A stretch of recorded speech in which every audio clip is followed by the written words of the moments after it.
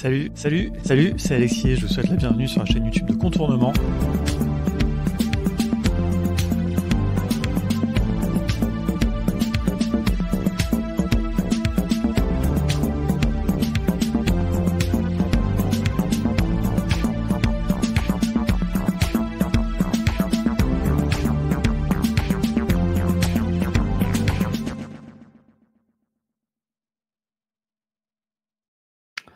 Bonjour à toutes et à tous, j'espère que vous allez bien. Merci d'être nombreuses, nombreux avec nous aujourd'hui. Et j'ai le plaisir d'être accompagné de Théo. Est-ce que tu vas bien, Théo? Salut tout le monde, merci, ça va très très bien. Ravi d'être ici. Eh ben, écoute, moi aussi, ça fait longtemps qu'on n'a pas fait un webinaire ensemble. On a C'est souvent vrai. l'occasion d'en faire par le passé, des live Twitch, des choses comme ça. C'est Et, vrai. bah, écoute, c'est très très cool parce que ça nous permet de reprendre un petit peu, de refaire des choses ensemble et notamment donc de remettre un petit peu en avant cette super formation InitWeb que tu as créée autour de Webflow. Voilà, tu deviens vraiment un acteur un petit peu incontournable de Webflow, hein, même si j'ose dire. Je vais te laisser te présenter dans 2 minutes, dans 1 minute. Je vais juste rappeler 2-3 petites choses. Je vais lancer après le live. Alors on a déjà des questions, ça j'ai tout de suite envie de répondre. Alors, justement, par rapport à ça, donc merci. Déjà, n'hésitez pas à dire bonjour, n'hésitez pas à nous dire ce que vous êtes venus chercher, qu'est-ce que vous attendez un petit peu de ce webinaire. Il y aura un replay, évidemment, qui sera disponible sur YouTube, mais de toute façon, donc ça c'est la première chose, à la fin, on enverra un email à tous les gens qui se sont inscrits sur le webinaire. On vous enverra la présentation, on vous enverra tous les liens qu'il faut, on vous enverra le replay, etc. Et sinon, pour les gens qui regardent sur YouTube, dès la fin du webinaire, de toute façon, il restera à l'adresse sur YouTube. Donc voilà, donc bonjour à tout le monde. En plus, c'est cool, il y a plein de gens que je ne connais pas qui doivent venir de ta communauté, donc c'est sympa. Ouais, je reconnais quelques noms. Ouais. Eh ben, écoute, ça fait très plaisir. Alors, pour les questions, donc on a un vaste sujet. Je vais vous mettre tout de suite la présentation et le tour de table. On a beaucoup de choses à aborder. On est parti comme d'habitude, comme on a plein de choses à raconter tous les deux, on a fait un programme un peu chargé. Il y aura du temps pour les questions à la fin. On fera, même si on doit dépasser un peu, c'est pas grave. Donc voilà, donc n'hésitez pas à poser des questions à tout moment. Des fois, on y répondra en direct quand c'est vraiment dans le contexte. Des fois, on les gardera pour la fin et on essaiera d'en traiter le plus possible. Et puis, si on n'a pas le temps de tout traiter, on sera toujours dispo par mail, etc. Voilà, ça, c'était la chose principale. Je vais juste mettre la présentation. Donc, on est ici pour parler de quoi? On est ici pour parler de Contournement et d'InitWeb. Donc voilà, de nos deux structures et de nos deux projets, de nos formations. Voilà, on se connaît depuis très longtemps avec Théo, Très mine de longtemps. rien. Ça fait vraiment depuis les tout débuts, j'ai envie de dire du mouvement no code, hein, même au début de Oui, c'est vrai. Contournement. On a fait déjà des avant le Covid. Enfin, vraiment, ça date d'une époque préhistorique. Du coup, eh ben, voilà, toi, tu t'es vraiment spécialisé dans Webflow. Ouais. Et donc, on a l'opportunité de proposer ta formation au travers du mécanisme de financement du CPF. On reviendra sur les détails à la fin, parce que d'abord, on va parler de Webflow, on va parler de ce que c'est le métier de Webflow, et on va aussi parler de pourquoi ça a du sens que Contournement, qui est plutôt spécialisé dans tout ce qu'on appelle les no-code ops, tout ce qui est automatisation, et qu'on fasse ensemble quand même un parcours, voilà, qui est un parcours qui est ambitieux, je pense, mais qui peut vraiment donner beaucoup de compétences à des gens, et c'est ça qu'on va un peu expliquer aujourd'hui. Donc voilà. Et on va pas parler de Bubble parce que Kevin posait la question. On pourra en reparler à la fin de pourquoi on parle pas de Bubble, mais c'est vrai que c'est pas du tout notre sujet. Mais je pense que ça sera aussi beaucoup plus clair après la présentation. Bien sûr. Alors, Ouais. au programme, avant que je te donne un petit peu la parole, on va se faire un petit tour de table, évidemment, quand même, après cette petite introduction. On va donner quelques exemples, parce que peut-être qu'il y a des gens qui nous regardent et qui ne connaissent pas encore Webflow, qui ne connaissent pas encore la puissance vraiment de Webflow. Donc, tu vas nous montrer quelque chose, tu vas nous faire un petit peu rêver avec ce qu'on peut faire avec Webflow. Et Bien puis, on sûr. va parler du métier un petit peu de Webflow, on va mettre un petit peu en contexte. Et puis, on va arriver sur un sujet qui nous tient tous les deux très à cœur, la méthodologie. Parce que ça va être un des sujets dans cette formation. Bien sûr, l'idée, c'est que vous allez apprendre à vous former à Webflow, mais aussi aux ops, vous allez voir pourquoi c'est intéressant et pourquoi la méthodologie, de toute façon, c'est quelque chose de très transverse. On va parler de productivité, on va parler de notre offre, et à la fin, comme toujours, évidemment, parce que j'adore ça, on va faire un petit quiz. Donc voilà, soyez bien au rendez-vous à la fin, voilà, pour ceux qui aiment ça comme moi. Et puis, évidemment, questions-réponses dans le temps qui nous restera. Allez, moi j'ai beaucoup parlé, je m'appelle Alexis, je suis un des cofondateurs de Contournement pour ceux qui ne me connaîtraient pas. Nous, on fait donc de la formation depuis 5 ans on a un organisme de formation. On est spécialisé principalement sur 4 outils, Airtable, Zapier, Make et Notion. On va en reparler parce que c'est des outils que Théo aussi maîtrise très bien, malgré que ce soit un expert très identifié sur Webflow. Voilà, écoute, dis-nous tout Théo, présente-toi un petit peu dans tes mots à toi. Salut tout le monde. Je réitère rapidement, si vous avez des questions, vraiment posez-les, n'hésitez pas, on va aller assez vite, donc c'est important que vous ayez toutes les réponses que vous souhaitez. Donc je m'appelle Théo Roland, je fais du Webflow depuis maintenant 2018, fin 2017, début 2010, donc ça remonte un petit peu, je commence à bien connaître l'outil. Je l'ai vu évoluer, je l'ai vu grandir, je l'ai vu aller vers des nouvelles approches, donc je vais vous montrer un petit peu tout ça, on va en reparler.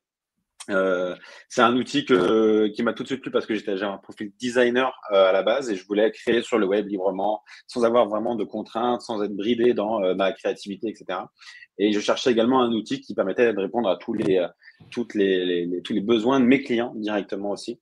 Et souvent, les clients ont des besoins liés à de la présence sur le web, mais également derrière lié à l'Ops, donc l'automatisation qu'il peut y avoir liée au business. Donc, on va en reparler un petit peu d'envoi de formulaire, de création d'éléments ou autres dynamiquement. Et donc voilà, donc j'ai créé il y a de ça maintenant 4 ans et demi la formation Webflow Init Web, qui est une formation qui est entièrement dédiée à Webflow, mais qui couvre également sur la fin tout son écosystème, parce que c'est là aussi la force de tout l'écosystème no-code, c'est que tout est interconnectable. Et donc, on parle de comment connecter Webflow à Zapier, à Make, à Airtable, comment faire transférer de la donnée, etc. Donc, c'est des choses que j'ai l'habitude. Et effectivement, pour la formation, comme pour mon activité freelance, comme pour la gestion de la formation en elle-même, j'utilise au quotidien Zapier, Make, Airtable, tous les outils que maîtrise également Alex. Voilà pour un petit tour rapide. Super. Et écoute, fais-nous un petit peu rêver et montre-nous un petit peu des choses que l'on peut faire avec Webflow. Hop, on passe sur ton écran. Très bien. Je vous ai prévu 3 exemples. Vous allez voir que on peut faire des choses très très différentes dans Webflow. C'est un outil qui va vous permettre d'avoir pleinement la main sur tout ce que vous pouvez créer. Vous allez faire du HTML, du CSS, du JavaScript, mais visuellement dans une interface que je vous dévoilerai juste après.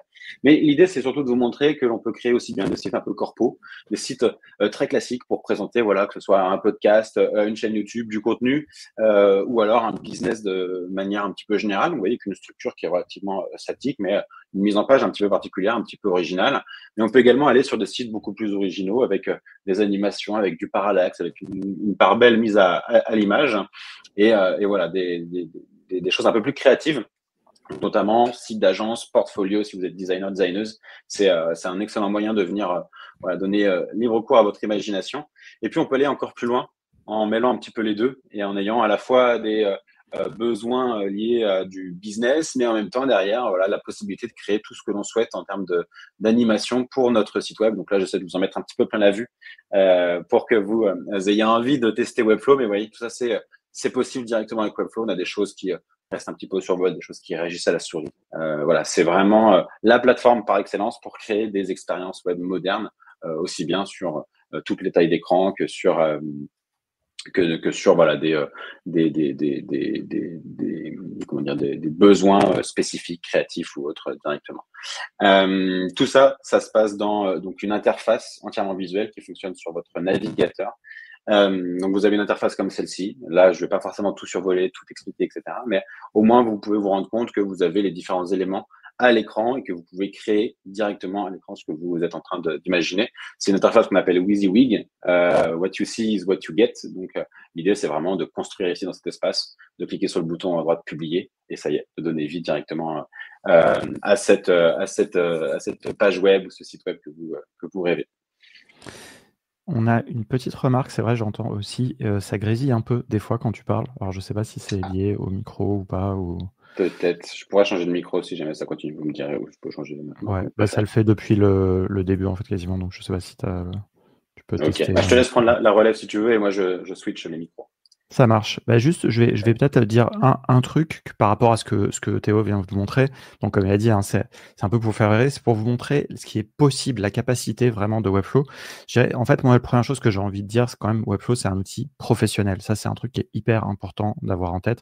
C'est que c'est un outil qui est vraiment très puissant Et c'est aussi ça qui justifie le besoin d'une formation longue. On va reparler, Théo vous reparlera de sa formation, mais c'est une formation qui est quand même très. Enfin voilà, je ne sais pas s'il y a des gens d'ailleurs peut-être qui l'ont suivi déjà la partie e-learning, n'hésitez pas à le dire. Mais voilà, c'est vraiment un outil qui est très puissant. Et donc,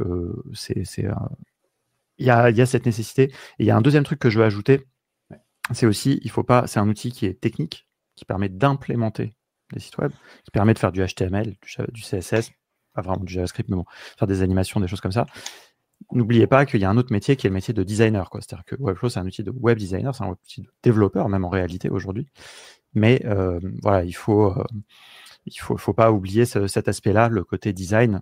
Ça, c'est aussi un autre métier. Mais on va en reparler un petit peu. Donc voilà. Et effectivement, il y a une personne qui a suivi ton bootcamp. Oui, voilà. Donc ça, c'est un autre format que tu proposes. Là, c'est pas le format que là, on parle vraiment du e-learning complètement asynchrone. Mais si ça s'est bien passé le bootcamp, n'hésite pas à le dire. Je suis sûr que ça s'est bien passé. Oui.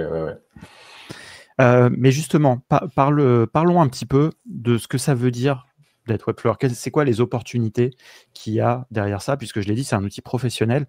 Là, on parle, comme souvent de façon dans l'information, on ne parle pas de vous apprendre à faire des petits sites web pour vous, comme activité du dimanche. Là, on parle d'apprendre un métier, en quelque sorte, d'apprendre une compétence, en tout cas. Mais on va voir que dans le cas de Webflow, c'est un outil qui permet de faire un métier, quoi. Voilà, je te laisse la parole. Tu connais ça, tout ça bien mieux. Qu'est-ce qu'être Webflower? J'avoue, personnellement, je n'utilise pas vraiment le terme Webflower. Je dis Dev Webflow, c'est voilà, un parti pris, mais c'est une belle appellation, je trouve. Quand on est Webflower, du coup, on peut Tu peux dire Dev Webflow, hein, je sais pas, j'ai mis ça je sais même pas pourquoi. Non, c'est très bien. Au moins, comme ça, on cadre bien. Quand on fait du développement avec Webflow, on peut avoir tout type de rôle. On peut avoir un rôle qui est plutôt exécutant. Et dans ce cas-là, on va juste recevoir une maquette et la développer de A à Z. Et dans ce cas-là, on est développeur plutôt front-end. On peut avoir un petit peu de back-end, donc de la logique plutôt serveur, la logique de CMS, de base de données, etc. C'est des choses sur lesquelles je ne vais pas forcément trop m'étaler, mais voilà, on peut avoir cette expertise-là. On peut être plutôt développeur créatif, puisque Webflow a en interne un outil qui permet de créer des animations avec du JavaScript, mais avec une interface visuelle. Et dans ce cas-là, on va plutôt s'orienter vers des profils de développement créatif. Et puis, on va avoir derrière des profils qui vont être spécialisés, mais on en reparlera un petit peu juste après, sur des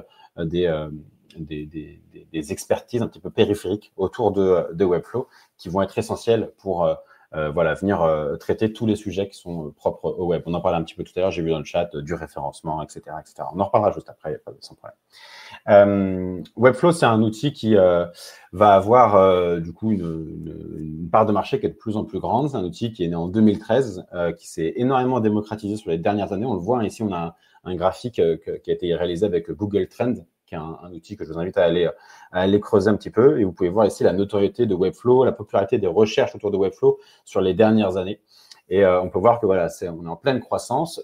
C'est un outil qui plaît beaucoup, soit en remplacement d'anciens systèmes, WordPress, Wix ou autre. Voilà, et on souhaiterait aller sur une technologie qui est différente, qui donne peut-être davantage la main au client, qui est plus permissive en termes de création, etc. Donc voilà, Webflow prend beaucoup de parts comme ça sur le marché.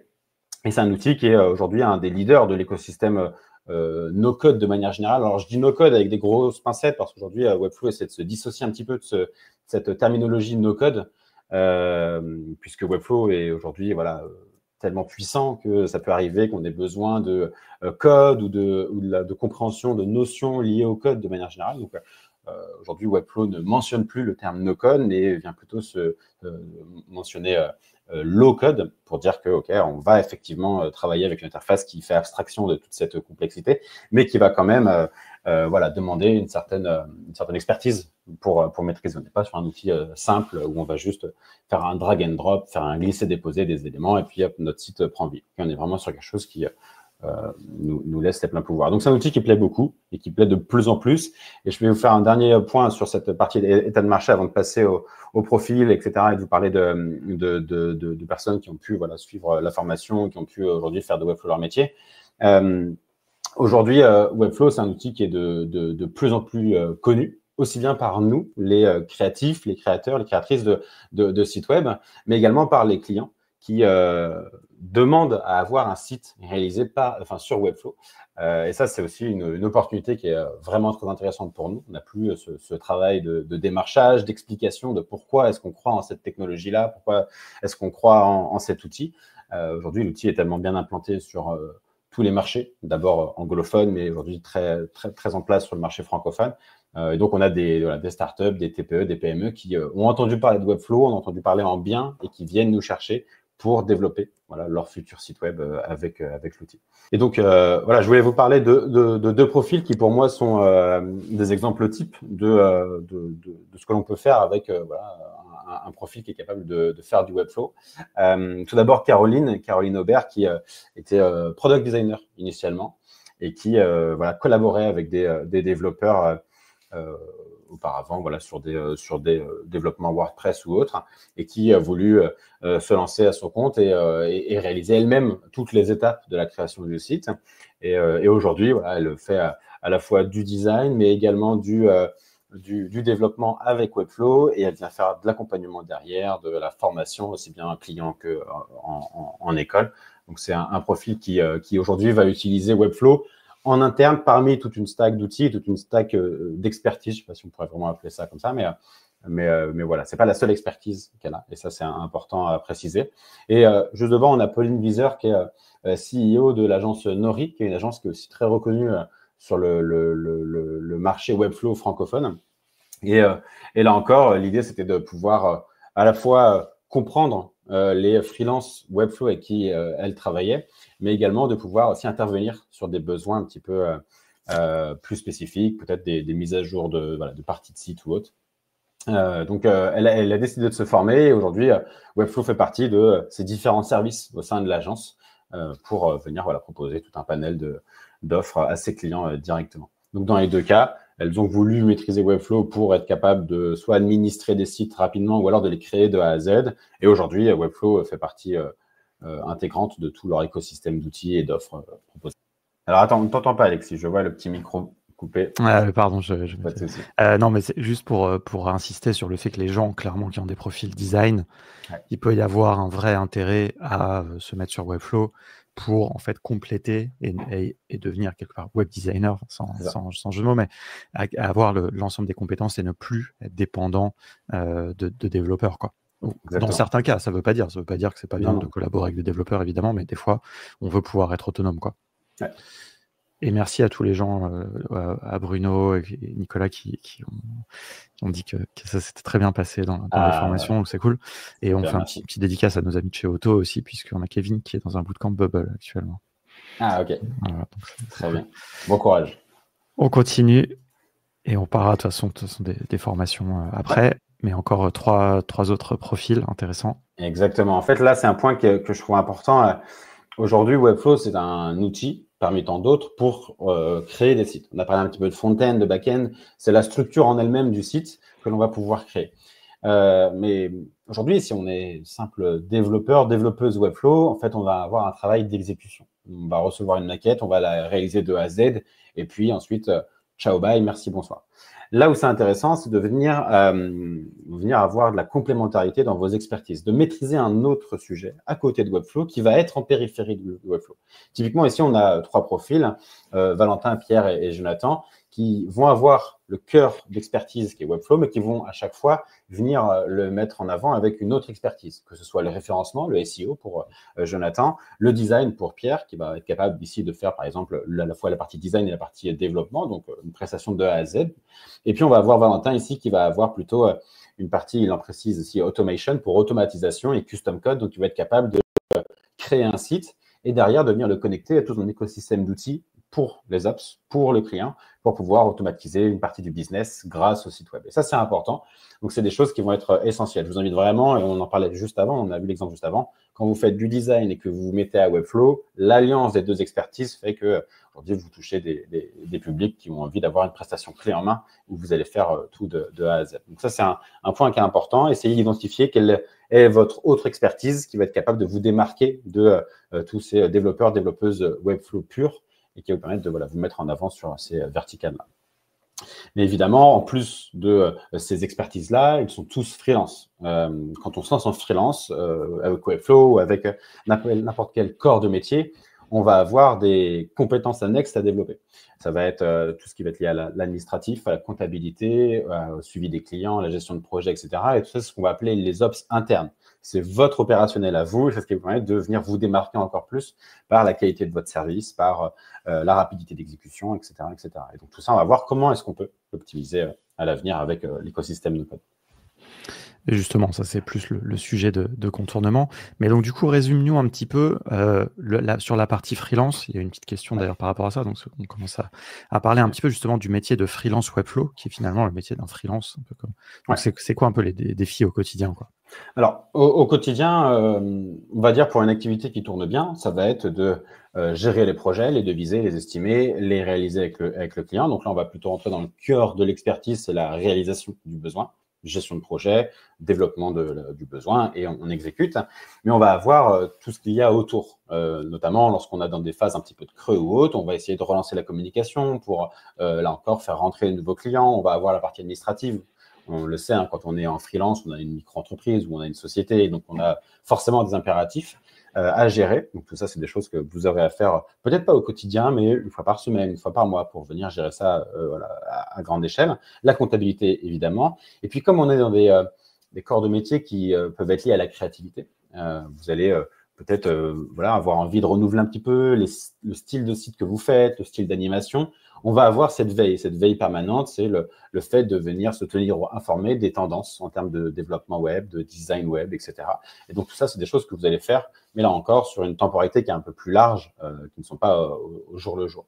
Donc vous allez avoir vraiment deux approches dans vos défis quotidiens, aussi bien des choses qui sont liées à votre métier en lui-même, à votre expertise en lui-même, mais également des choses qui sont liées à votre entreprise, à votre statut de freelance de manière générale. Peut-être pour rebondir là-dessus, justement, ce que je dirais, c'est que je pense que évidemment tout le monde qui est dev Webflow est passionné de Webflow et a envie d'en faire le plus possible.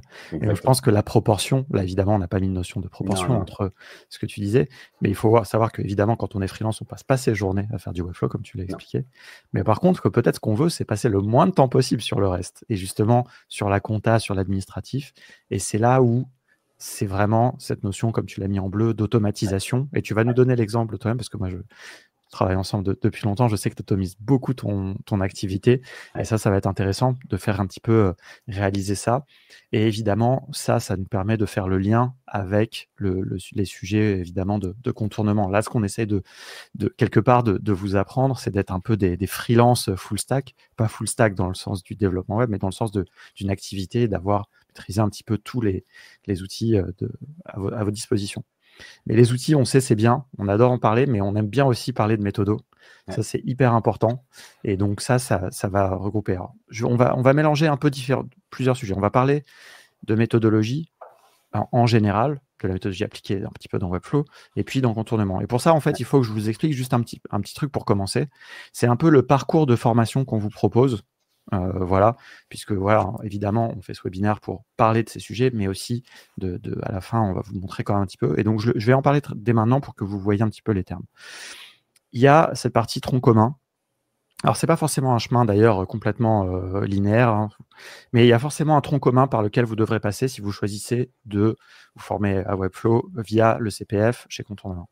Vous devrez passer par ce qu'on appelle le tronc commun. Le tronc commun, c'est ça en fait qui va vous donner, si je reviens à la slide avant, la partie Ops, en quelque sorte. Mais pas que ça. Ça va vous donner, puisque je le dis, on n'est pas passionné de méthodo, ça va vous donner aussi la méthodologie.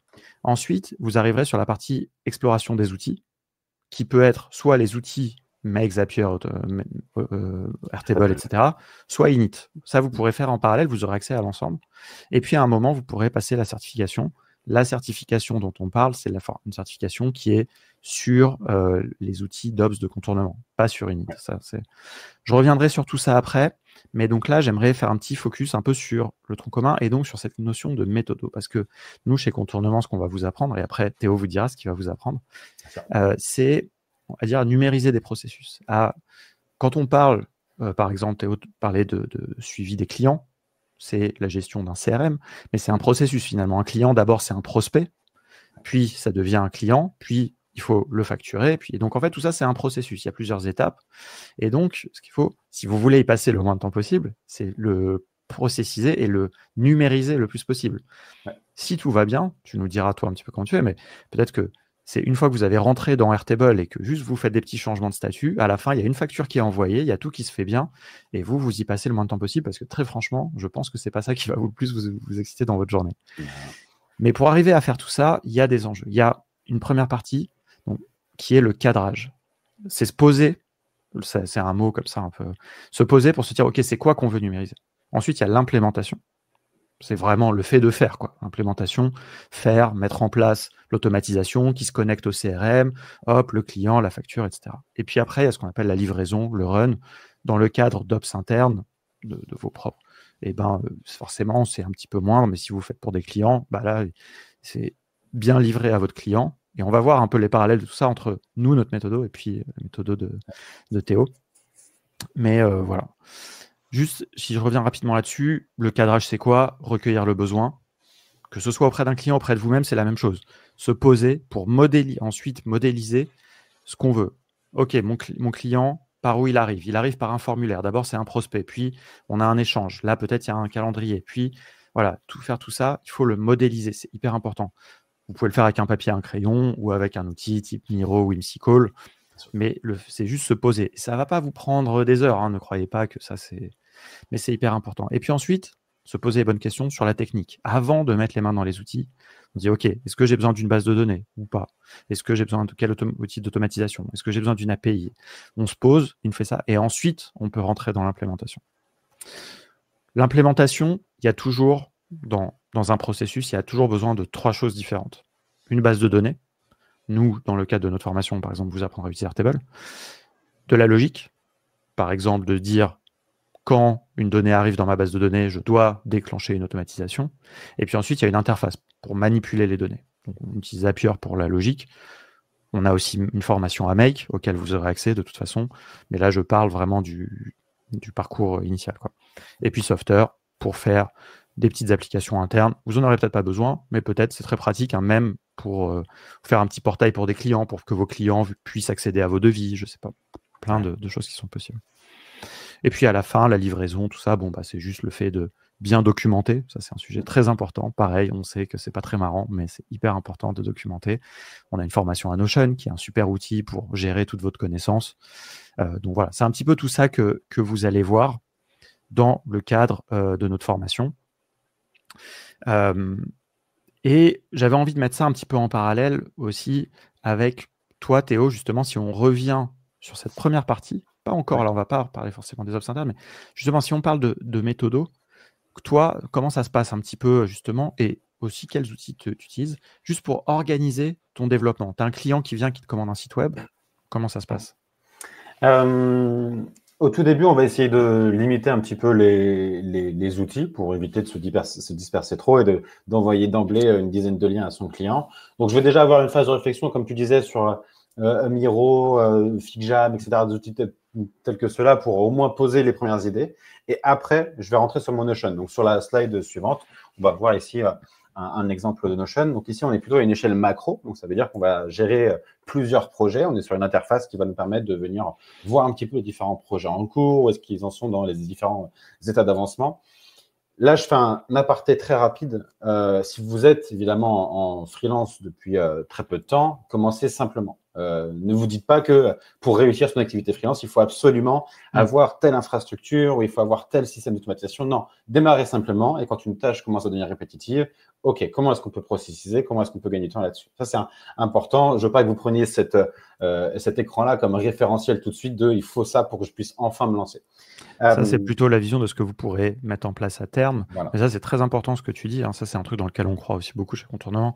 Il faut être pragmatique. Il ne faut pas se construire des usines à gaz. Et vous allez avoir envie de ça. De la même manière que dans Webflow, vous allez avoir envie de faire des trucs qui partent dans tous les sens.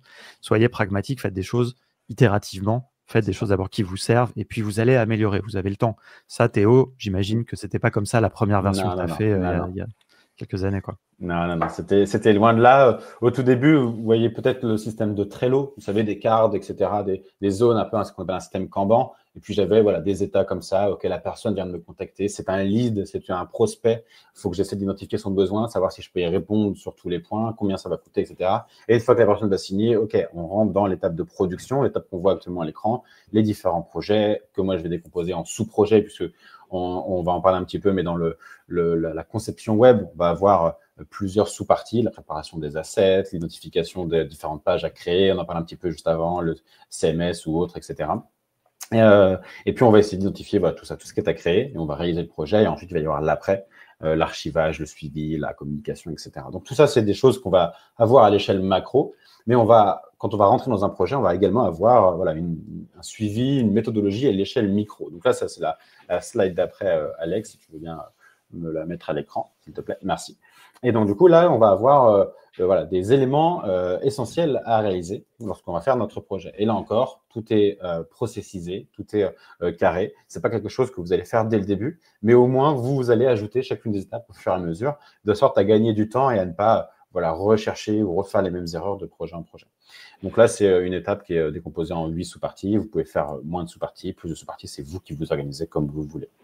Et c'est intéressant parce qu'on ne s'est pas du tout synchronisé, mais on retrouve certains termes, ou en tout cas parallèles, un petit peu préparation, c'est un peu ce que nous on appelle le cadrage, le développement, l'implémentation, plusieurs étapes, les recettes, très important, évidemment. Et donc, il y en a encore, tu disais, il y a encore d'autres étapes, mais on retrouve la même chose. Hein, la méthodo, vraiment, de toute façon, à un moment, c'est quelque chose de pragmatique, on peut mettre des mots dessus, mais il faut comprendre le besoin, il faut le modéliser, il faut le faire avec des bonnes pratiques, et il faut le tester, et il faut le livrer. Enfin, voilà, c'est toujours... C'est ça. C'est exactement ça. Non, c'est exactement ça. L'idée, c'est vraiment de ne pas faire des allers-retours entre les besoins clients qui évoluent ou autres. On cadre tout dès le début. On identifie bien tout le besoin. Ce que j'aime bien faire, c'est peut-être pas forcément trop le cas du côté des ops, mais du côté de Webflow, comme votre site, ça va être la base, la fondation de tout ce qui va arriver après dans les années à venir.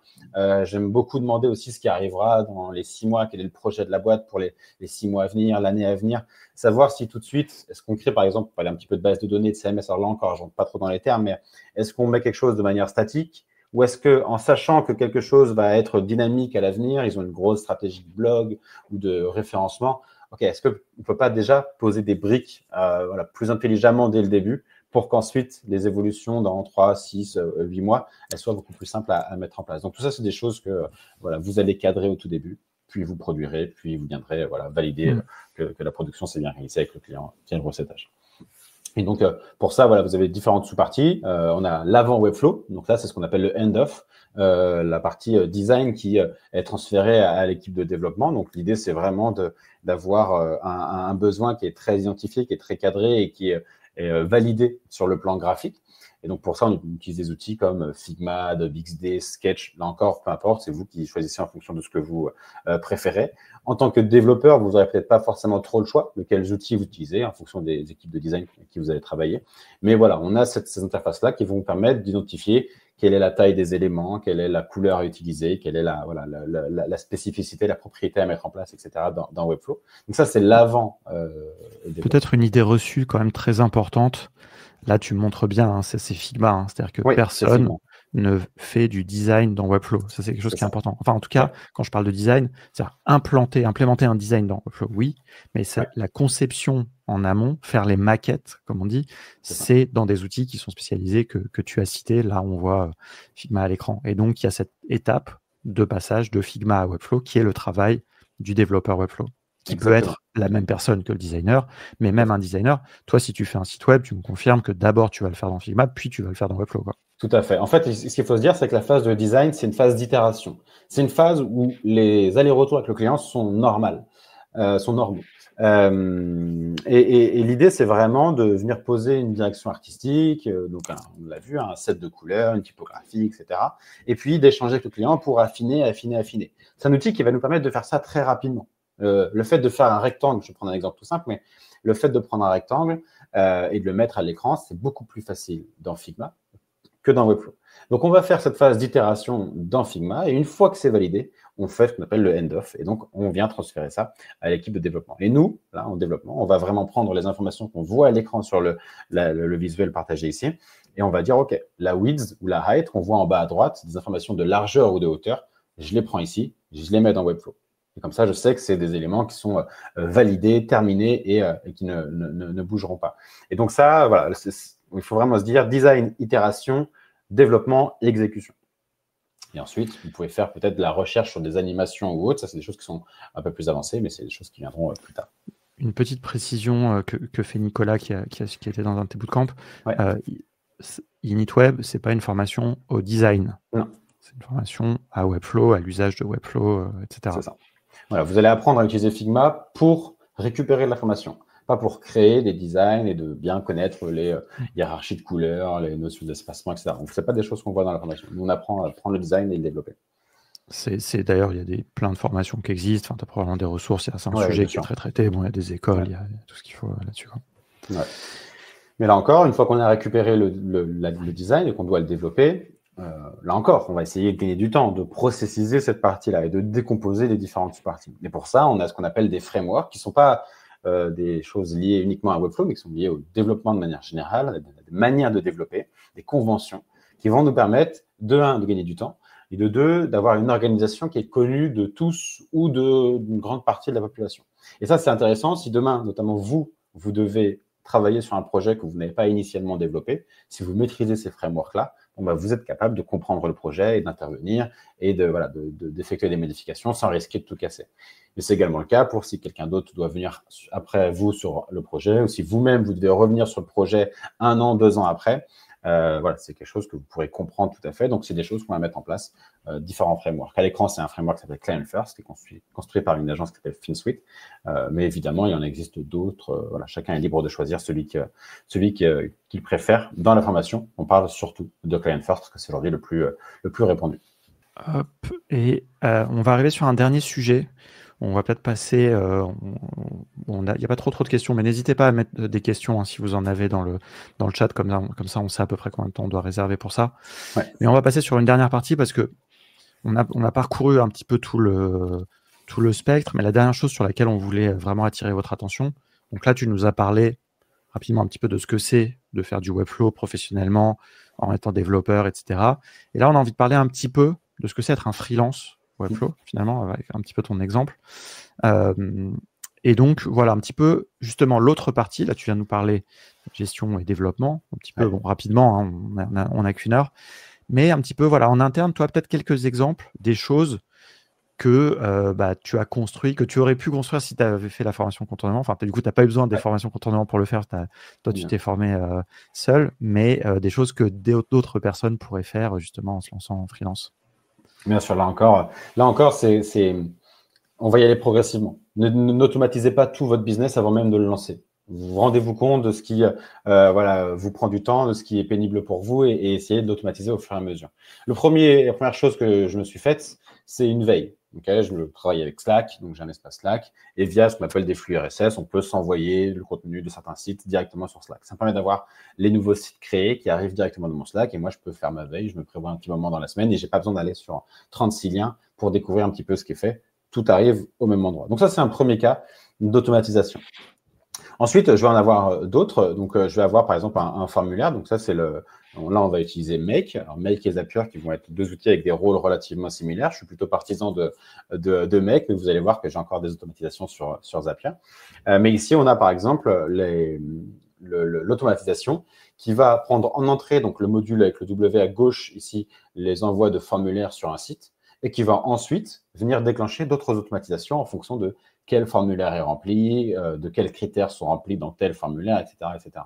Ça me permet de venir, par exemple, prendre quelqu'un que je ne connais pas, qui est intéressé par mes services, qui a rempli un formulaire sur mon site, et de venir tout de suite le catégoriser dans tel type de client intéressé, tel type de client avec tel profil, tel budget, etc., etc. C'est comme ça que je vais venir un petit peu affiner le besoin. Cet exemple-là, il est très intéressant parce qu'il est un peu méta. J'espère qu'on ne perd pas trop les gens parce que nous, on a l'habitude, il y a une petite gymnastique mentale à passer entre la partie, les outils, le freelancing. Mais ça, c'est quelque chose que tu pourrais mettre en place pour un de tes clients aussi. Exactement. Toi, si tu livres un site Webflow à un de tes clients, il pourrait te demander comment je gère des formulaires sur mon site. Et donc, tu pourrais lui mettre quelque chose en place de similaire que ce que toi, tu t'es fait avec Webflow et avec Make, quoi. Complètement. Ouais, complètement. Donc ça, c'est un premier exemple. C'est un exemple qui est facilement implémentable. Mais une fois qu'on a gagné en aisance et qu'on souhaite encore gagner beaucoup plus de temps, on peut automatiser des choses plus complexes. Typiquement, aujourd'hui, quelque chose qui va me prendre du temps, c'est de communiquer. On l'a vu, la communication, c'est quelque chose qui est clé quand on est freelance. On doit se faire connaître, on doit parler de ses services, on doit être contactable. Et pour ça, soit on va prendre du temps pour aller sur chacun de ces réseaux sociaux et communiquer sur ses services ou les actualités du moment ou les derniers projets réalisés, soit on peut se créer un système et venir automatiser ça à des horaires particuliers. Typiquement, ici, là encore, on démarre à gauche et ça va vers la droite. Quand on démarre à gauche ici, on va avoir un module Notion qui est ici. Donc, je vais mettre mes différents visuels sur Notion, je vais mettre un titre, une description, etc. Et puis, ça va venir tourner une fois par jour pour venir publier sur, on reconnaît X, on reconnaît LinkedIn, on reconnaît Facebook. Et ça va venir publier sur ces différents réseaux-là. Je ne vais pas passer 3 heures à faire tous les visuels, les adapter pour chacune des plateformes, aller dessus, me connecter, retrouver mon mot de passe parce que je l'ai oublié, et ensuite faire mon post. Je vais plutôt juste déposer ça dans Notion. Et je sais que le lendemain matin, là, c'est dans ce cas-là, c'est à 10 heures. Mes posts vont partir sur les différentes plateformes. Et ça, c'est très intéressant. Je publie post d'un seul coup directement. C'est un scénario qui est plus complexe, je vous l'accorde, mais au moins, il me fait gagner beaucoup plus de temps. Juste pour répondre à Tristan, par défaut, les formulaires qui sont saisis dans Webflow sont aussi accessibles dans Webflow. Il y a une petite base de données qui liste les formulaires. On n'est pas obligé de mettre en place ce qu'on a montré juste avant, mais c'est possible aussi. Tout à fait. Et là, je vous montre un dernier exemple. Ici, on est plutôt sur Zapier. Et sur Zapier, là encore, quelque chose qui va me prendre beaucoup de temps, c'est la création de factures. Donc là encore, ce que je fais, c'est que je stocke sur Airtable les différents projets qui rentrent avec les prospects, avec les estimations que je réalise. Et puis, quand le projet est terminé, à ce moment-là, ça crée ma facture. J'utilise Pennylane pour mon outil de comptabilité et de facturation. Et donc, ça va créer directement la facture ici. Et ça va mettre, ça revient à la fin dans Airtable pour marquer la facture a été créée et envoyée. Donc, ça, je trouve que ça, c'est un très bon exemple. On voit, il y a 3 étapes. Enfin, je ne sais pas s'il y en a plus en dessous, mais non, 3. En tout cas, c'est très simple. Mais par contre, franchement, le temps que ça doit t'économiser. En plus, toi, tu as aussi des factures par rapport aux formations, etc., j'imagine. Mais c'est ce genre de petites choses. Ça, c'est un bon exemple, je trouve, de quelque chose de très pragmatique. C'est pas aussi sophistiqué que ce que tu as montré juste avant, mais pareil, la valeur, en fait, le temps gagné est important, quoi. Je dis ça parce que pour pas non plus que vous croyez que vous allez devoir faire des choses très compliquées et tout. Non. C'est pas, on vous demande pas de devenir expert de Make, par exemple, sauf si ça vous intéresse, mais c'est pas ça le sujet. On parle de Webflow, mais il y a des petites choses, notamment, du coup, des fois avec Zapier, ça va plus vite, par exemple. Oui, voilà, exactement. Et juste un petit dernier sujet, évidemment, on va pas pouvoir aller longtemps, on pourrait faire 1 heure dessus, évidemment, mais on n'a pas mentionné le mot IA. Toi, dis-nous un petit peu les usages peut-être que toi tu en as, et aussi dans Webflow aussi, j'imagine. Enfin, je le sais d'ailleurs puisque j'étais à la conférence où ils en ont parlé un petit peu en quelques minutes, parce qu'on n'a plus beaucoup de temps. Mais non, bien sûr. Je vais tout de suite enlever vos peurs. L'IA ne va pas venir vous remplacer dans la création de sites. Webflow n'a pas du tout ce parti pris-là. Vous n'allez pas avoir un espace où vous allez créer un texte pour dire crée-moi un site de telle forme, etc. Webflow ne fonctionne pas de la sorte. Dans Webflow, l'IA va être votre copilote. Il va être capable de venir modifier des textes que vous avez ajoutés, créer des éléments dans le CMS directement avec des images factices, des textes, etc. pour aider le client ou vous aider à remplir les informations.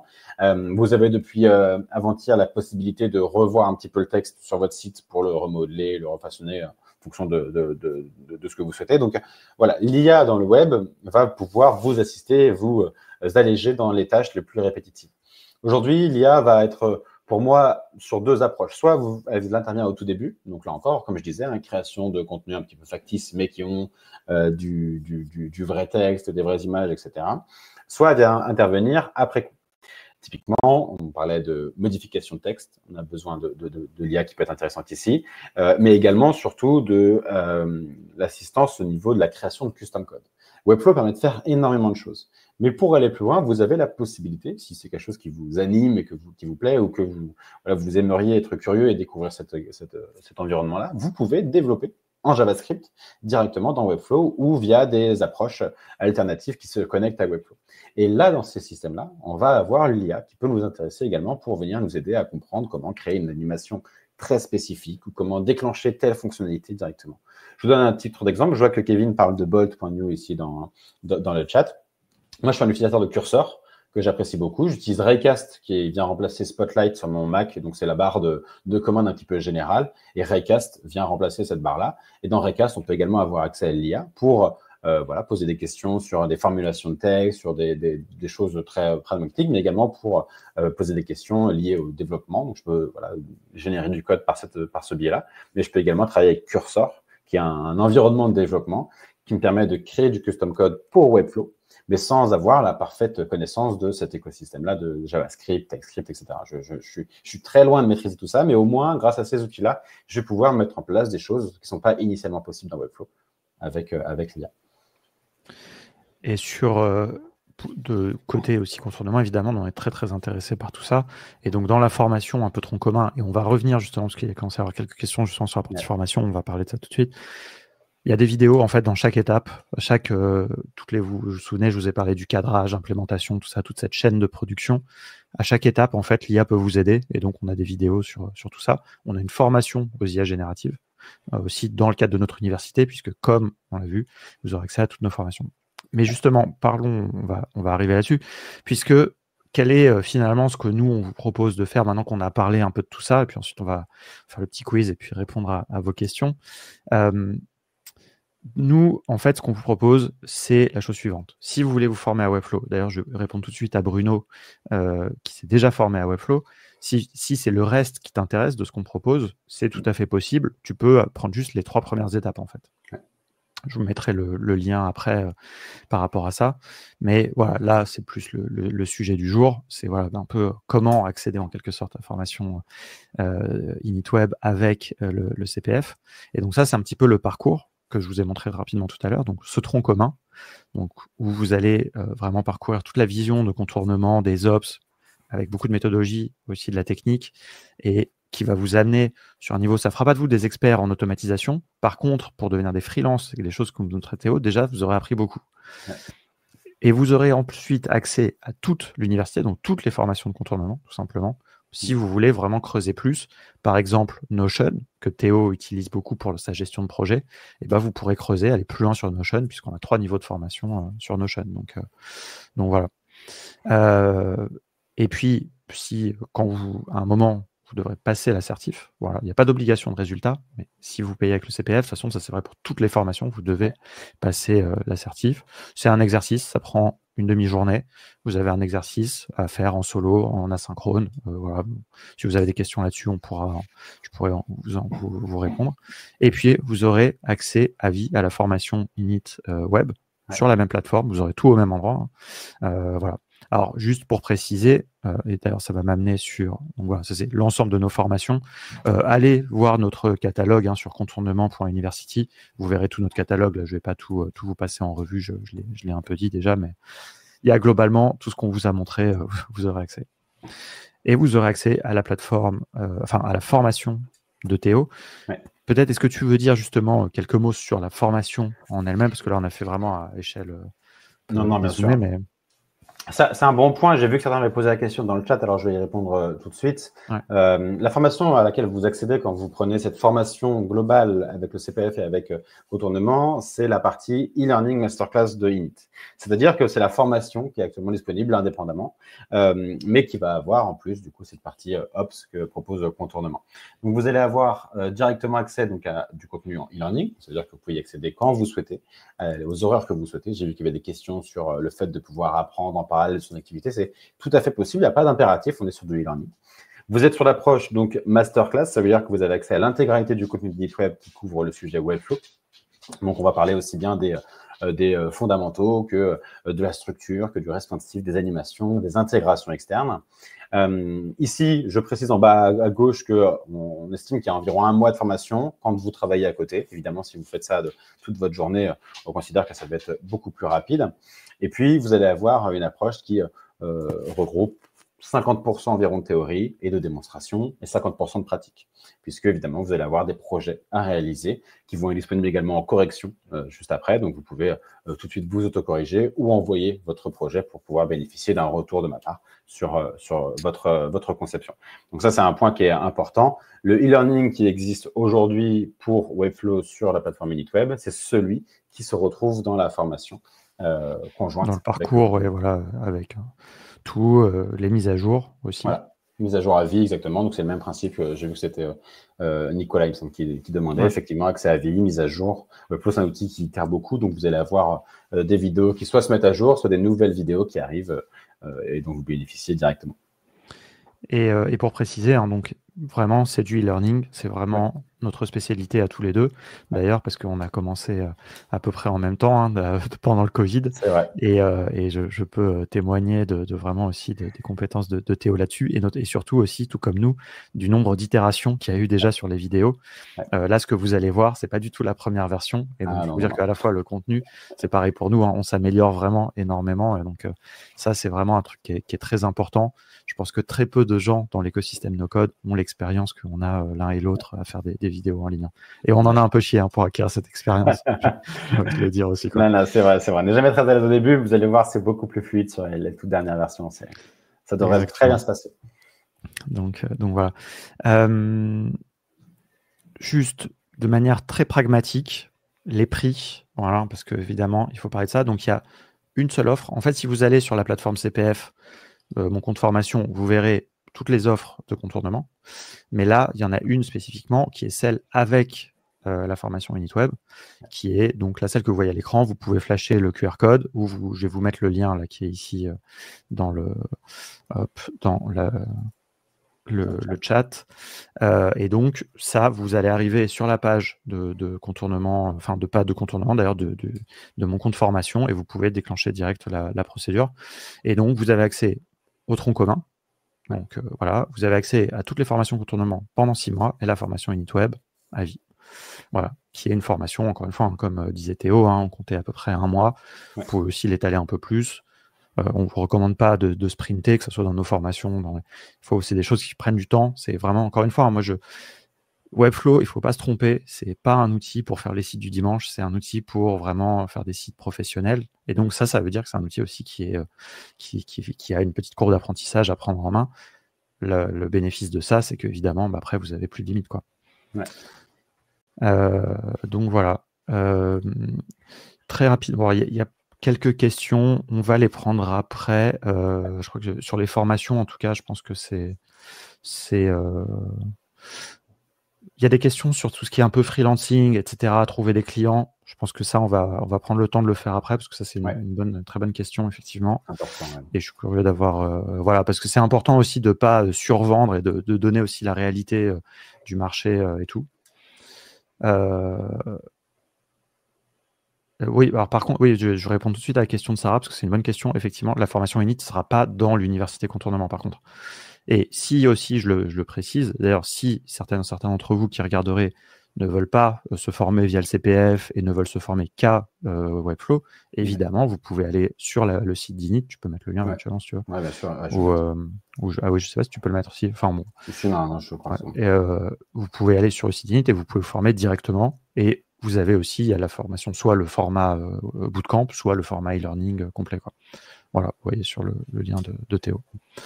Donc voilà, mais ça ne sera pas par contre dans l'autre partie université de contournement.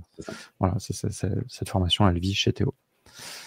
Et donc voilà, donc pour répondre à Marie, oui, si vous n'avez pas de CPF, si vous n'avez pas de CPF, vous pouvez, en fait, il faudra prendre distinctement l'université de contournement qui est un abonnement et la formation à Théo qui est un prix fixe. Tu peux dire le prix d'ailleurs, je sais pas. 699 TTC.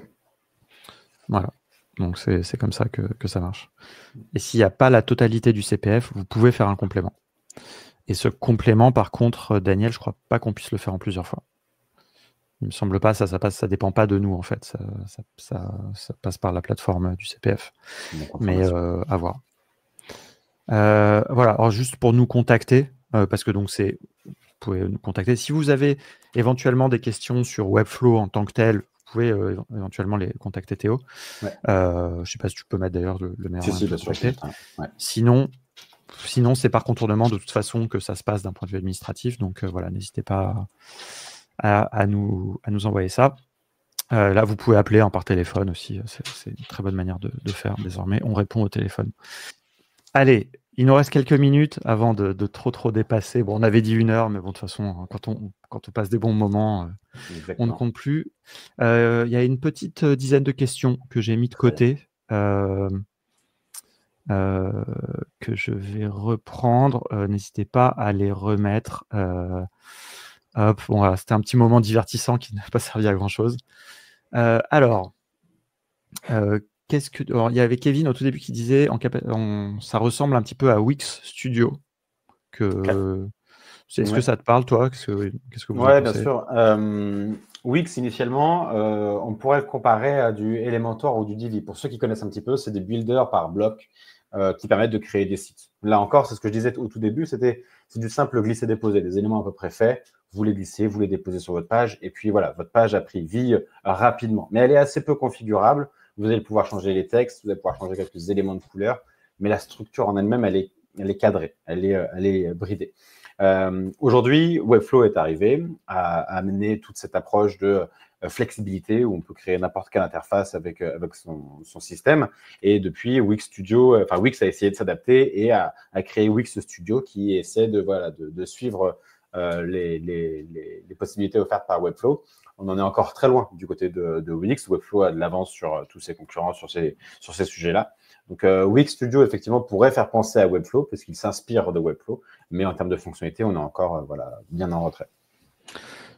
On pourrait dire que c'est une petite contrefaçon, quoi. Sans vouloir être péjoratif. Wix, de base, c'est un outil qui est très accessible, mais ils devraient rester sur ce marché-là plutôt que d'essayer d'aller justement sur le parti plus professionnel, quoi. Mais bon, c'est normal, c'est de bonne guerre d'essayer aussi de rester, d'aller un peu sur tous les marchés, quoi. Ouais. Ça, c'était juste pour dire merci à Kevin d'avoir acheté notre livre. Voilà, si tu viens me rencontrer à Paris, je pourrais te le dédicacer avec plaisir. Voilà. Alors, y a-t-il des formations, y a-t-il une différence, c'est une question d'Antoine, une différence avec la formation e-learning? Non, c'est la même formation. Ça, c'est important. C'est la formation e-learning qui est inclue dans le cursus avec contournement pour pouvoir bénéficier du CPF. La formation en elle-même simple, elle ne permet pas de bénéficier du CPF. Si vous voulez avoir le CPF sur cette formation e-learning, il faut qu'elle soit inclue dans ce parcours construit avec contournement. Exactement. Ça donne quoi? Il y a une question sur le référencement de Nathalie. C'était complété avec les animations. Exactement.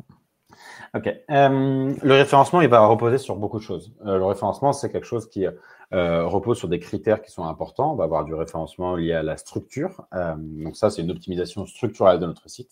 Pour ça, il y a des choses à mettre en place. Webflow va vous permettre de les mettre en place. Il y a des choses qui sont natives et complètement invisibles pour vous. Webflow va les mettre en place tout de suite et vous aurez votre site qui va être optimisé. Et puis, il y a des éléments à mettre en place pour identifier les différents niveaux de titres, les différents types de contenus, etc. Ça, c'est l'optimisation structurelle pour le référencement. Vous allez avoir également l'optimisation des performances. Le référencement peut aussi être basé sur la performance de votre site. Ça, c'est un aspect qui est important. Plus vous allez avoir d'éléments sur votre page ou d'animations ou de fichiers très lourds, des images non compressées, etc., plus votre site va être lent. Et donc, par défaut, voilà, les robots de référencement de Google notamment vont pouvoir vous marquer comme étant non optimisé et donc vous descendez dans les résultats de recherche. Donc ça, c'est un point qui va être important. Donc, vous pouvez avoir un site avec beaucoup de création, d'animation, mais il faudra bien penser à les optimiser. Ça, c'est un point qui est essentiel. Et puis, le dernier point qui est lié au référencement, c'est le contenu. Parce qu'aujourd'hui, le référencement, il est normalement basé sur le contenu. Si votre page répond à une requête spécifique d'un utilisateur, dans ce cas-là, OK, votre page va être pertinente et elle va remonter dans le résultat de référencement de Google. Donc, aujourd'hui, vous pourriez avoir un site avec l'optimisation structurelle au maximum, avec l'optimisation d'animation au maximum, mais un contenu qui est complètement vide de sens. Et dans ce cas-là, votre page, elle est beau être très bien techniquement, elle ne sera pas bien référencée. Et inversement, si vous avez un contenu qui est exceptionnel, qui répond vraiment bien à une problématique, mais que derrière la structure n'est pas optimisée, là encore, vous allez être pénalisé sur le référencement. Donc, bien penser au fait que le référencement ne dépend pas d'une seule chose, mais bien de plusieurs points importants. Et c'est des choses, toi, que tu abordes dans la formation, qui sont... Ouais, il y a des fondamentaux qu'on met en place pour tout de suite comprendre la structure d'un site web, les prérequis, etc. Et puis, évidemment, tout ce qui va être lié aux animations, on va voir comment les optimiser, réutiliser les éléments, etc. Pas créer une animation pour chaque élément, mais plutôt travailler avec ce qu'on appelle la classe ou autre pour déclencher une animation pour tous les éléments identiques, etc. Il y avait une question un peu sur le rythme. Est-ce que c'est possible de faire la formation à son rythme le soir pour les salariés? Complètement, ouais, complètement. C'est vraiment un format qui est e-learning, qui est en autonomie totale. Donc, si jamais vous voulez travailler le soir, si vous travaillez le week-end, si vous voulez travailler la nuit, c'est tout à fait possible. Vous êtes libre de l'avancer à votre rythme quand vous le souhaitez. Et vous avez également, et je vais y répondre en même temps, j'avais passé une autre question, vous avez également un accès au Slack, donc le Slack de la communauté Init Club, qui vous permet de venir soit me poser des questions directement, soit poser des questions à la communauté. On a différents canaux qui décomposent un petit peu les questions, structure, animation, JavaScript, design, etc. Donc, n'hésitez pas à venir poser vos questions ici et moi et la communauté pourront vous répondre directement ici. Ouais, ça c'est important de le préciser d'ailleurs parce que nous, on n'a pas forcément de Slack chez Contournement. On ne fait pas, nous, on a un mode de suivi plutôt par des questions sur les vidéos, enfin des formats plus asynchrones, etc. Mais il y a aussi évidemment du support pour les questions et tout. Mais là, c'est important parce que je trouve que c'est important à deux niveaux. C'est-à-dire que toi, tu fais, c'est pas juste dans le cadre de la formation, Init Club, c'est vraiment la communauté Webflow un peu francophone, vraiment de référence. Et c'est très, très dynamique. Enfin, il y a plein de choses. J'imagine qu'il y a des gens qui regardent, qui sont dessus, qui peuvent éventuellement témoigner. Donc, il y a aussi une question de veille, un peu de réseau, en quelque sorte. Donc, ça qui sont intéressantes, quoi. Voilà, le Slack est né de la communauté de la formation et aujourd'hui est ouverte au public. Donc, vous pouvez déjà rejoindre. Vous voyez que certaines personnes parlaient un petit peu de rejoindre, de comprendre un peu l'écosystème, etc. N'hésitez pas, vous pouvez rejoindre le Slack. On vous mettra le lien dans le chat juste après. Mais voilà, vous pouvez tout de suite vous imprégner un petit peu de l'écosystème Webflow, de comprendre ce qui est possible de faire avec Webflow par les questions qui sont posées directement ici. Vous pouvez suivre l'actualité, vous pouvez découvrir des ressources annexes, pas trouver l'inspiration. C'est vraiment un espace qui est dédié à tout l'écosystème Webflow. Il y a un sujet qu'on a dit tout à l'heure qui était intéressant. Parlons rapidement peut-être un peu justement du côté freelancing. Donc il y avait une question de Florian qui était est-ce qu'il y a un focus sur la partie freelancing? Et puis il y avait aussi une question de Philippe un petit peu sur une fois qu'on s'est formé, comment est-ce qu'on trouve des clients, etc. Donc toi peut-être, je répondrai un petit peu après, mais ce qui est plus important, c'est toi, un petit peu toi, c'est quoi ta vision là-dessus, ce que tu proposes, etc. quoi. Ouais. Dans la partie freelancing de la formation, comme c'est une formation qui est vraiment orientée développement, on a une partie qui est liée au freelancing, mais je ne vous apprends pas à monter une boîte de A à Z, à vous lancer à votre compte, quel type de société, etc. On est vraiment sur la gestion de projet, Webflow, pour à l'échelle macro et micro. Comment est-ce que je viens gérer mon projet Webflow? Et puis pour répondre du coup à la question sur comment est-ce qu'on trouve ses clients, aujourd'hui, il y a pas 36 solutions, ça va dépendre de beaucoup de critères. Le plus important, c'est de construire votre réseau. Ça, c'est quelque chose qui va être essentiel. Et le réseau, il ne se construit pas du jour au lendemain. Il ne faut pas se dire, je me lance dans la formation et le jour où je termine la formation et que je mets mon premier message, je vais avoir plein de demandes. Non, le réseau, c'est quelque chose qui va évoluer avec vous. Donc, vous allez devoir communiquer, que ce soit en ligne, que ce soit en local, que ce soit par la voix, voilà, dans des rendez-vous, etc. Et ça, c'est ce qui va permettre de construire votre réseau. Et c'est avec ce réseau-là que vous allez pouvoir trouver des missions.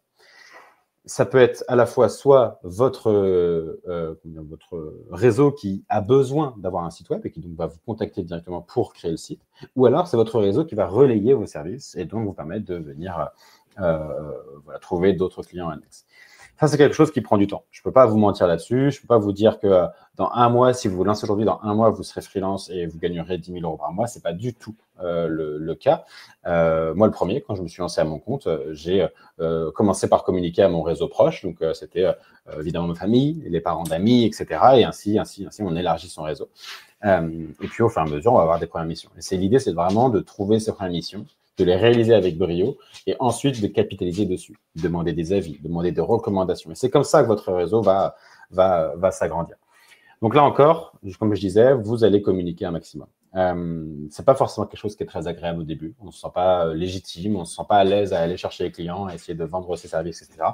C'est un exercice qui est indispensable quand on est à son compte. On a des impératifs, on en a parlé, administratif, comptabilité, prospection, aspect commercial, c'est des choses qui sont liées à ce statut-là. Je vous invite simplement à bien réfléchir à l'endroit où vous décidez de communiquer. Je vous donne un exemple très simple. Si vous voyez, vous êtes présent sur LinkedIn et vous voyez que, voilà, apparemment, c'est l'endroit où il faudrait communiquer, etc., c'est vrai pour certains types de clients. Si demain, votre cible, c'est, je ne sais pas, les ouvriers du bâtiment ou les entreprises liées au bâtiment, c'est peut-être pas ici qu'elles sont présentes. C'est peut-être pas ici qu'elles vont être les plus à même de vous trouver, d'échanger avec vous. Dans ce cas-là, ça va plutôt être une échelle locale. Donc, bien penser à qui est-ce que vous voulez parler et ensuite aller sur l'endroit où ils sont présents. Instagram, Twitter, LinkedIn, etc. C'est des cibles différentes. La vie réelle, les rendez-vous entrepreneuriaux, la prospection locale, là encore, vous touchez un autre public, donc bien penser à choisir ça. Et ensuite, vous pouvez vous faire votre publicité, faire votre communication de manière générale. Mais ne gaspillez pas votre énergie à communiquer sur un réseau parce que ça a l'air d'être celui qui est en tendance, alors que finalement, votre cible n'y est pas présente. C'est une erreur qu'on retrouve souvent. Je vais te poser une question très difficile, mais parce que je suis curieux de voir comment tu vas répondre. Il y a une question de Nathalie, et après je pense qu'on n'arrivera pas à te répondre à toutes les questions, parce qu'il y en a plein qui sont ajoutées, mais bon, ouais. je saute à celle-là comme c'est un peu sujet. Quelques idées de tarifs pour les clients, site vitrine, etc. Ouais. Quand on parle de tarifs pour la création de site web, on va avoir deux approches. Soit vous allez travailler, quand on est freelance, au TJM. C'est ce qu'on revoit quand vous regardez un replay. Vous reviendrez sur les trois profils, Valentin, Pierre et Jonathan. Et à chaque fois, leur TJM était précisé. Le TJM, c'est le taux journalier moyen. Ça, c'est un tarif que vous allez facturer en fonction du nombre de jours que vous travaillez. Vous travaillez 10 jours, vous facturez 400 € par jour. Vous facturez 4 000 € pour la prestation. Donc ça, c'est la première approche. Vous allez avoir l'approche forfait également, où vous allez dire, pour faire cette page-là, ce modèle de page-là, ça coûte tant. Et en fait, ce modèle-là, il va être de manière cachée, calculé sur combien de temps ça va vous prendre pour faire cette page-là. Et donc, à partir de combien vous êtes rentable. Donc, en réalité, que vous soyez au forfait ou au TJM, derrière vous allez calculer combien de temps il me faut pour faire cette mission-là, à combien j'estime ma prestation, et donc la somme de combien elle est. Aujourd'hui, il va y avoir beaucoup de choses qui peuvent être importantes pour estimer un projet. Je n'ai pas de tarifs, je peux vous donner des tarifs dans les grandes lignes, mais ça va être un petit peu bateau parce que ça va dépendre de plein de choses. Le tarif d'une page va dépendre des services que vous proposez. Est-ce que c'est vous qui designez aussi la page? Est-ce que vous faites que le développement? Est-ce que sur la page, il y a également des animations, des intégrations spécifiques? Est-ce que la page a une complexité particulière? Dans ce cas-là, là encore, ça peut prendre un peu plus de temps. Donc, tout ça, c'est des choses qui vont vous faire dire, OK, je vais passer une journée sur ma page ou je vais y passer 3 jours. Et dans ce cas-là, le tarif, comme vous l'avez compris, il évolue. Qu'est-ce que tu dis à quelqu'un qui vient de voir et qui veut un site à 500 €? Je lui dis que Webflow ne sera pas la solution et que je ne serai encore moins pas la bonne personne.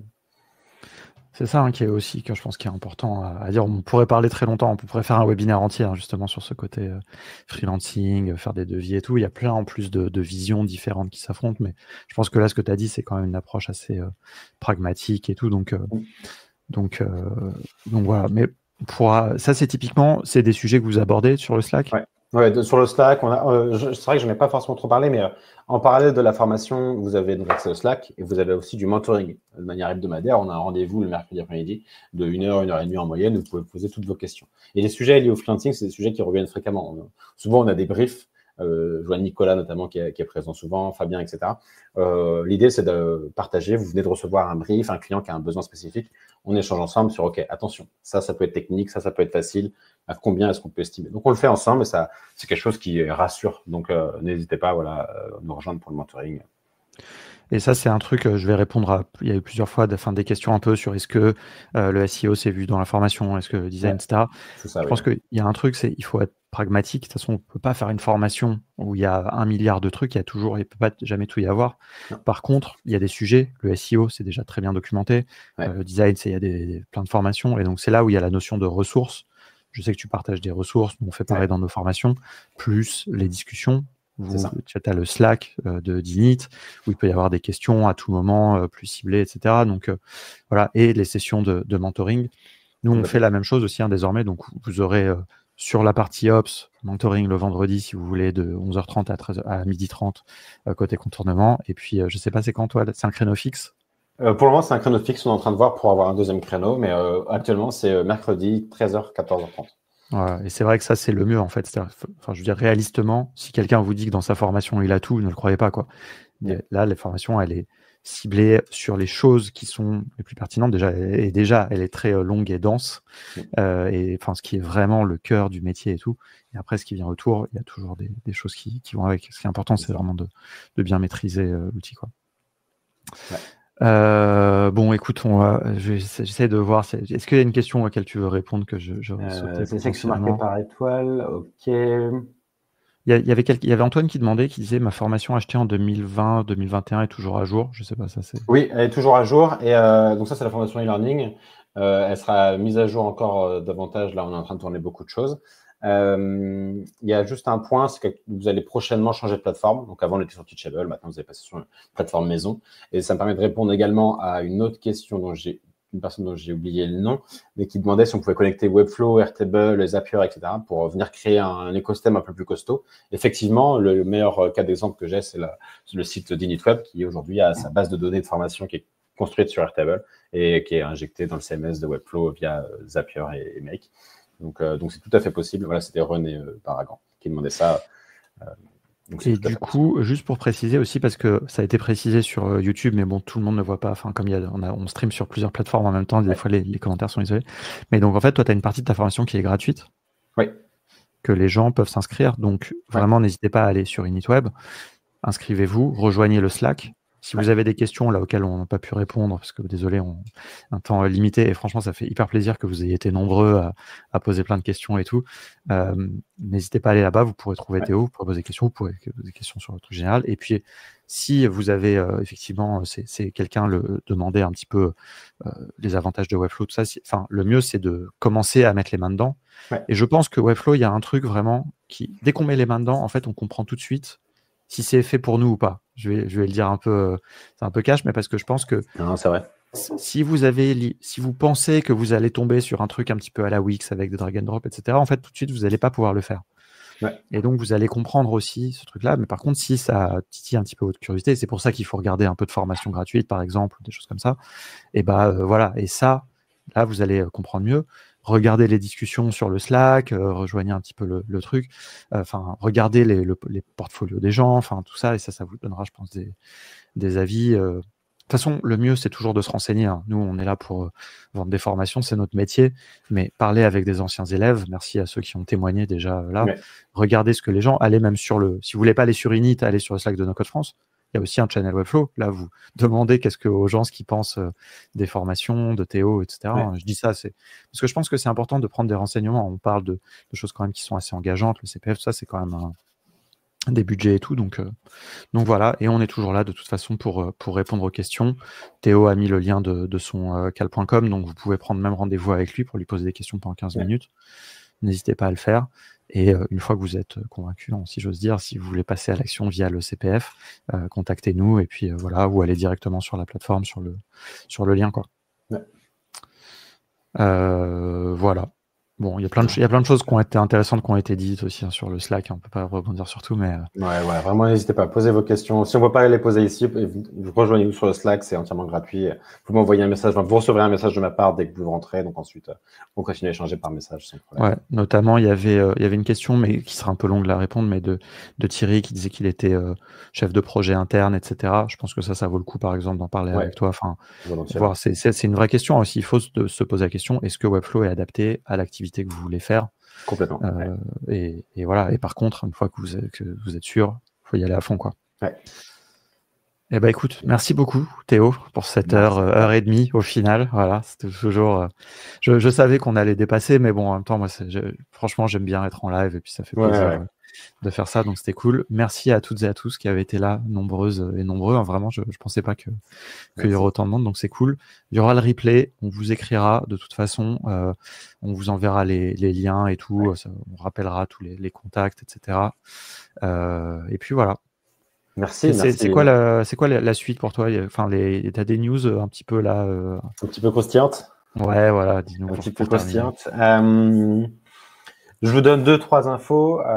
Donc, comme vous l'avez compris, j'en ai parlé très rapidement, mais en gros, on fait un déplacement de plateforme. Vous étiez avant sur une plateforme qui s'appelle Teachable. Là, désormais, ça va être sur une plateforme maison construite avec Webflow, MemberStack et Airtable. Qui va vous permettre d'avoir accès à beaucoup plus d'informations à l'écran, etc. Vous pouvez accéder directement au challenge, au projet, aux liens annexes et autres. Donc, on centralise davantage le contenu. Donc, ça va vous permettre de bénéficier de tout ça gratuitement avec la nouvelle interface. Et si vous avez déjà accès au contenu, vous aurez automatiquement le transfert. Donc, ça, c'est le premier gros sujet. Ça devrait arriver là début janvier. On a également 2 autres formations annexes qui sont en train d'être construites, qui sont des formations Explorer, donc c'est des formations gratuites dont on parle un petit peu. On en a une déjà existante pour Webflow, mais on en a 2 co-construites avec Benoît Éveillard sur Webflow et Wizd pour créer de la web app avec Webflow. Et on en a une deuxième qui est co-construite avec Thomas Carré pour apprendre à utiliser GZApp et Webflow. GZApp, c'est une librairie JavaScript qui permet de faire des animations plus avancées avec beaucoup plus de flexibilité que ce qui permet de faire Webflow. Donc, si les animations, c'est un truc qui vous intéresse, mais vous ne savez pas par quoi commencer, commencez sur Webflow nativement. Vous avez une interface, vous comprenez un petit peu comment ça s'articule. Et ensuite, si vous voulez aller plus loin, il y a GZApp que vous pourrez découvrir avec cette formation gratuite qui, là encore, pour les 2, devrait arriver sur la première ou deuxième semaine de janvier, le temps qu'on finisse de tout monter et de tout mettre en ligne. Donc, trop bien. Plein de bonnes choses. Donc, on voit qu'en plus, ce n'est pas des formations qui sont statiques, il y a des nouveaux modules, des nouvelles choses et tout. Donc c'est super. Et écoute, merci beaucoup Théo. À très bientôt. Merci tout le monde. Merci encore. Merci Alex. Salut, c'est Alexis et je vous souhaite la bienvenue sur la chaîne YouTube de Contournement.